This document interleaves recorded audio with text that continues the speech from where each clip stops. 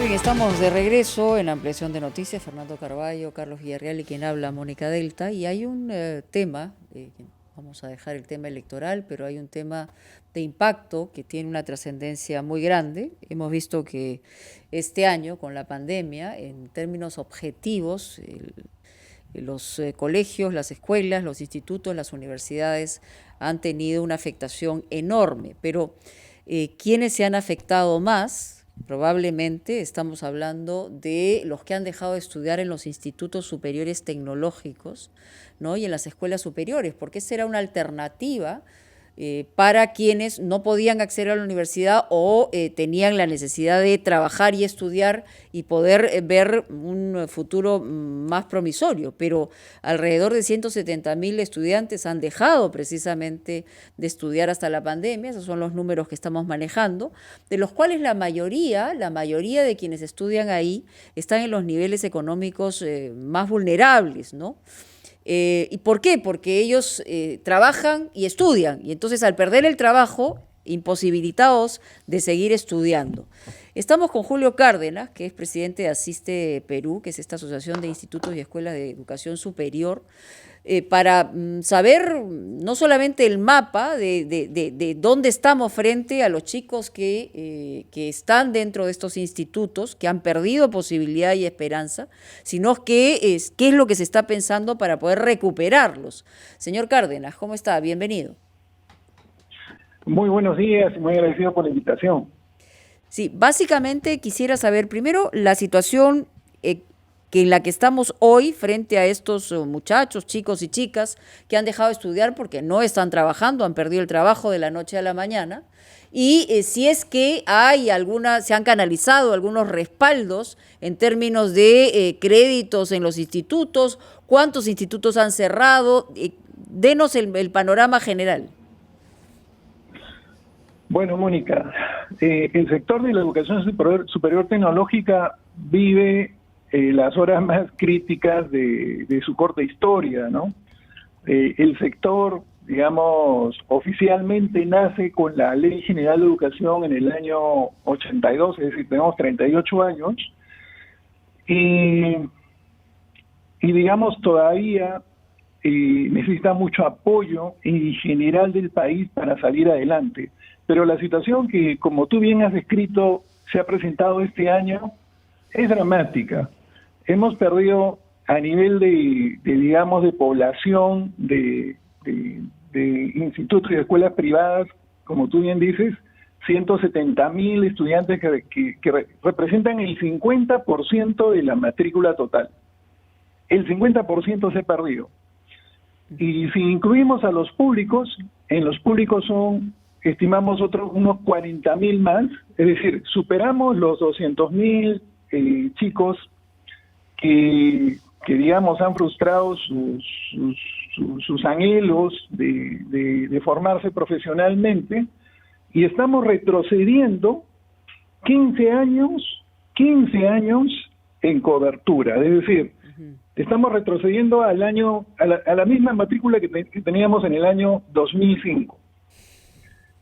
Y entonces, en este contexto, nosotros sentimos que los esfuerzos del gobierno no han estado a la altura, ¿no?, de las circunstancias, porque si bien se han emitido becas, préstamos, la referencia que nosotros tenemos es que se han dado alrededor de 3.000 becas hasta el momento para institutos públicos y privados.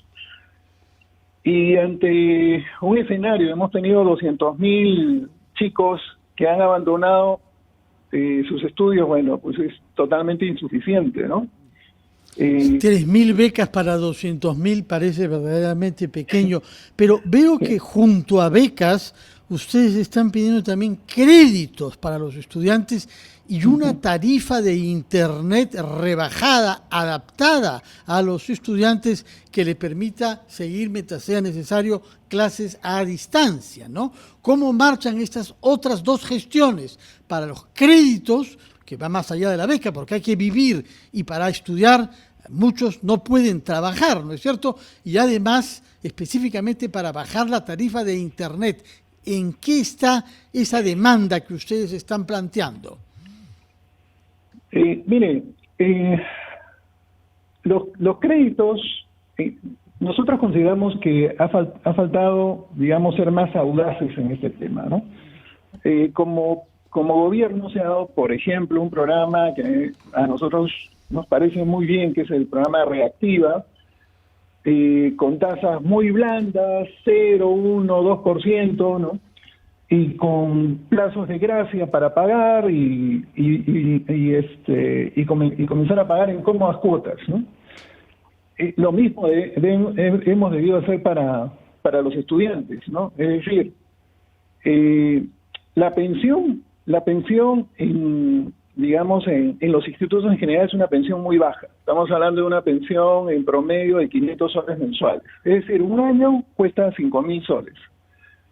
Si nosotros le decimos a los chicos, toma los 5.000 soles y comienzas a pagar cuando termines de estudiar, y ahí nos encontramos con un entorno favorable porque la demanda de técnicos es bien alta, en el país faltan técnicos, y entonces el chico comienza a pagar una vez que comienza a trabajar, y en 4 años, con una cuota de 110 soles, paga sin ningún problema su préstamo.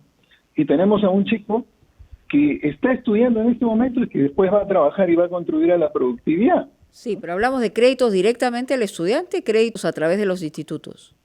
Directamente al estudiante.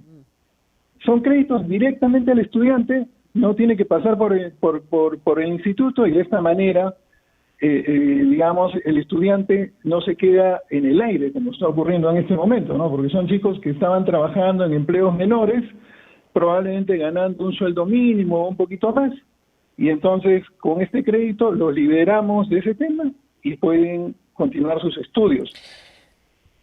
Señor Cárdenas, ya sea para pagar sus estudios o también un adicional para el tema de internet y de tener su herramienta de computadora, ¿no?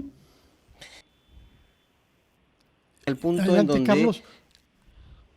Quisiera insistir, señor Cárdenas, en el punto vinculado con el de apoyo o financiamiento especial que se ha venido dando, ¿no?, en medio de tantas dificultades de estudiantes. ¿Qué características tienen estos programas de apoyo que se han implementado y cómo se han adaptado los institutos, me refiero, a la educación a distancia a través del Internet? Correcto. Los créditos realmente han salido, digamos, con requisitos muy exigentes, ¿no? Y le comento, por ejemplo, ¿no? Los créditos y becas, ¿no? Se han estado dando, por ejemplo, a personas que demuestren que efectivamente son pobres, ¿no? Es decir, se pedían certificados de pobreza o estar registrados en el sistema, ¿no?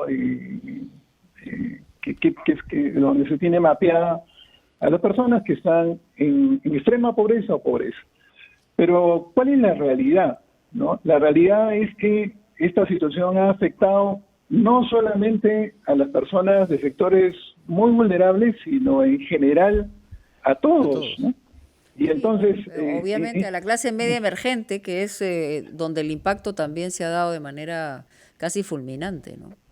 Así es, ¿no? Y entonces no se ha contemplado eso, ¿no? Entonces hay muchos chicos que querían acceder a los créditos y le decían, usted no califica. Oye, pero no tengo trabajo. No, usted no califica. Y el otro tema es el tema de la brecha digital, ¿no? En Lima, más o menos entre el 20 y 25% de los chicos no tienen ni computadora ni internet. Y en provincia la situación es más grave, no estamos hablando de 40%. Y entonces esto es otra, digamos, barrera muy difícil de poder superar si no hay un esfuerzo, pues, de las autoridades, ¿no?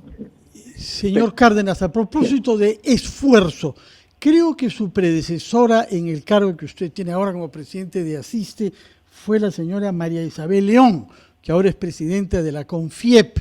Entonces me pregunto si a la vez que pedir al Estado ¿no pueden ustedes también pedir a los empresarios que hayan acuerdos para contratos futuros y que ellos puedan contribuir eventualmente con el financiamiento de los estudios de un personal que les va a resultar necesario? ¿Han tomado ustedes iniciativas de ese tipo, habiendo esta relación fluida, supongo, entre Asiste y la CONFIEP? Mire, no es que efectivamente la señora María Isabel León ha sido presidenta de Asiste por muchos años y ha hecho un trabajo fabuloso, ¿no? Pero algo que nos está faltando en general es mayor asociatividad. Es decir, un tema como, por ejemplo, el que está ocurriendo en la educación superior tecnológica requiere una articulación entre la academia, el gobierno y las empresas para ponernos de acuerdo. Y eso es quizás por la coyuntura política, por la efervescencia digamos, de la naturaleza de esta pandemia que estamos viviendo. Eso es quizás lo que menos hemos tenido, ¿no? Yo creo que es muy bueno lo que usted dice y sería una gran oportunidad poder unirse, digamos, estos tres sectores, ¿no? Claro, pero hay que promoverlo, claro, es ¿no? un crédito privado contra remuneración futura, ¿no? Si es que se emplea a los buenos estudiantes de los institutos. Me parece buenísima la idea. Bueno, impulsémoslo. En general, digamos, no es un tema de medios de comunicación, sino los sectores que están involucrados. Estamos hablando de la cadena de educación y de verdad para muchos el 2020 se va a recordar como el año perdido en educación, por más que se haya insistido inicialmente en lo que se está haciendo en los colegios, en tratar de generar una conectividad y un esfuerzo a través de Aprendo en Casa. Los institutos son un eslabón casi perdido y las universidades, estamos hablando de solo las privilegiadas y el resto tiene un problema gigantesco. Entonces, eso lo vamos a pagar con creces pronto, porque un país con las deficiencias en educación, como ya es el nuestro, pero que además se le añada una situación de este tipo, lo único que va a ocurrir es que estemos en una peor condición para enfrentar el presente, que es lo importante. Le agradecemos muchísimo al señor Cárdenas, vamos a una pausa, regresamos.